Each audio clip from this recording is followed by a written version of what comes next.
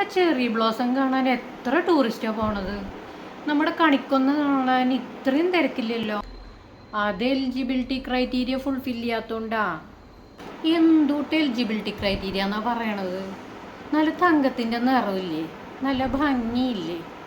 Cherry blossom അവിടെ പൂക്കണു, കണിക്കൊന്ന ഇവിടെ പൂക്കണു. എലിജിബിലിറ്റിക്ക് ഒരു തടസ്സവും ഞാൻ കാണണില്ല. കണിക്കൊന്നയ്ക്ക് മേൽവിലാസം ഇല്ലന്ന്, അതായത് ഒരു ഡെസ്റ്റിനേഷൻ പോയിന്റ് ഇല്ല കണിക്കൊന്നയ്ക്ക്. അതൊരു ഡെസ്റ്റിനി തന്നെയാണ് കണിക്കൊന്നയുടെ. നല്ല ചൂടുള്ള സമയമായതുകൊണ്ട് സായിപ്പന്മാരെന്തായാലും വരാൻ പോണില്ല. സ്വന്തം നാട്ടിലാണെങ്കിൽ ആഘോഷമാണെന്നും പറഞ്ഞിട്ട് വേണമെങ്കിലും വേണ്ടെങ്കിലും പറിച്ച് വിതരണം ചെയ്യും. പിന്നെ മഴയത്ത് കുറേ കൊഴിഞ്ഞും പോവും. ചെറി ബ്ലോസം മഴയത്തും കാറ്റത്തും പൊഴിയുന്ന പൂവാണെങ്കിലും അത് മനസ്സിലാക്കി അതിനനുസരിച്ച് സംരക്ഷിച്ചാണ് അതിനെ പരിപാലിക്കുന്നത്.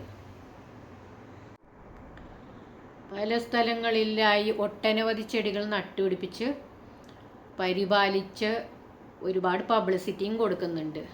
പിന്നെ ഫെസ്റ്റിവൽസും നടത്തുന്നുണ്ട്.